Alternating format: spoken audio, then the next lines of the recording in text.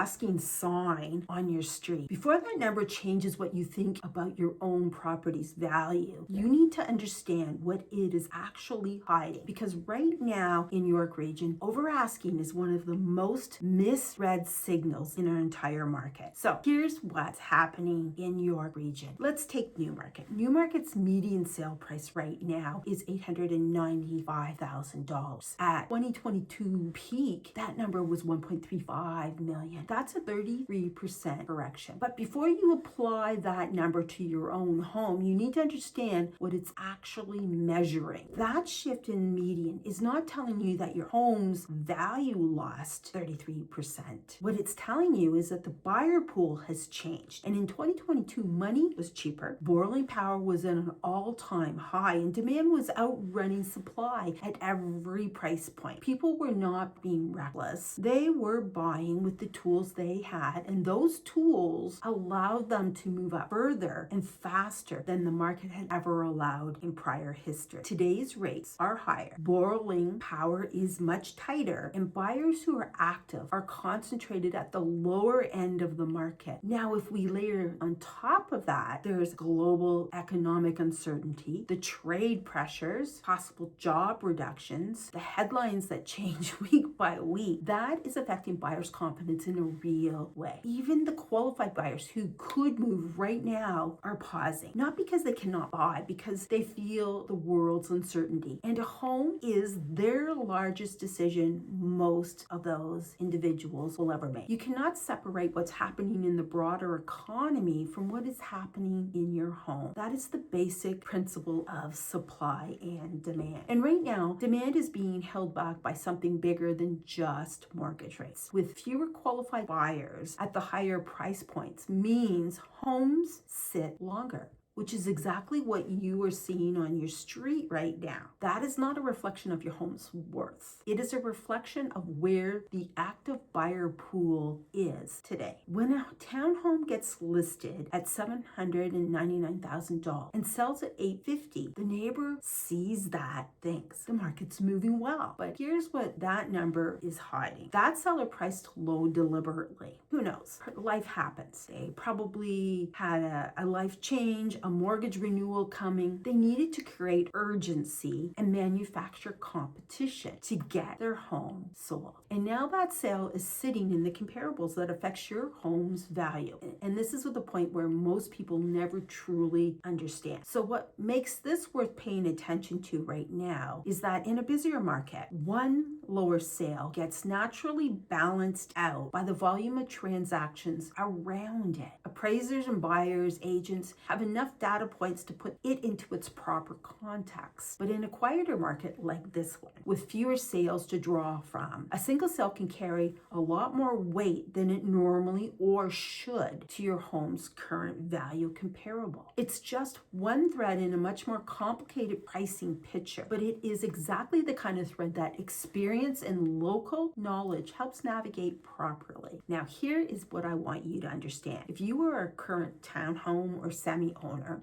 and you've been thinking of moving up, that space is really feeling tight, because this is the part most people are missing right now. Townhomes are selling in about 29 days. Detached homes are sitting anywhere from 34 to 42 days, depending on the pocket, and of course, if they're priced correctly. You're selling from a segment that still has demand into a segment where sellers are waiting. That gap is your leverage. Here's the actual number that matters. The median spread between a townhome and a detached home in Newmarket or Aurora right now is $242,000. That is the real cost of moving up. 56% of detached homes in Aurora are being relisted, with sellers dropping their price by average over that list period time of $103,000, $111,000. That's a seller who's been on and off the market for months, some since 2023, who are still anchored in what their home was worth in the peak period,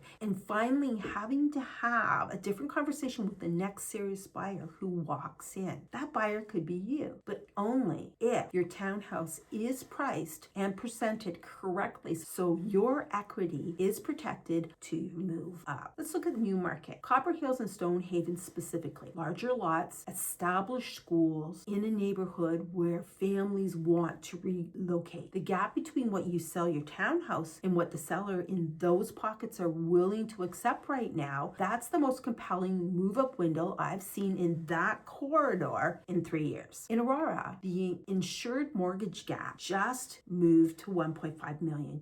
So those families who wanted to locate near the GO station corridor are added to your buyer pool. They could not qualify 6 months ago. They were being forced to move to Newmarket or East Gwillimbury. You as a home seller in Aurora have more people who can actually buy your home than you did a year ago. That matters when you are trying to protect your exit price, whether you're moving up or moving down. And in East Gwillimbury, this one deserves its own conversation, but let's highlight that the Green Lane development between Yonge and Queensville, the infrastructure commitment through the entire corridor is going to produce genuine long-term growth built into it. But right now, you can get into that neighborhood point that simply was not available for the last 3 years. They too have larger lots, newer builds, and sellers who have been sitting longer than they ever expected. Families who want to make that move in this window are going to look back and feel like they were really smart 4 to 5 years from now. So how do you make sure you're not getting caught on the wrong side of somebody else's distressed sale, price comparable? There's 2 things to look at. First, stop tracking list price. That's a market decision, not a market signal. What matters is the final sold price, the days on market, and why that seller actually was selling. A distressed exit and a confident move are 2 completely different data points. Unfortunately, in this market, the average blends both into one number, which really isn't helping anybody. Second, remember, not every over asking sale is a trap. A well-priced home, right pocket, correct positioning, those homes are still moving and sometimes generally have competition in buyers who want that property. The skill is knowing which sale you are actually looking at and comparing to your market value. That's not a 10-minute search online or a quick market value assumption. That is a street-by-street conversation, and that's the difference in exactly what changes the outcome. I have put together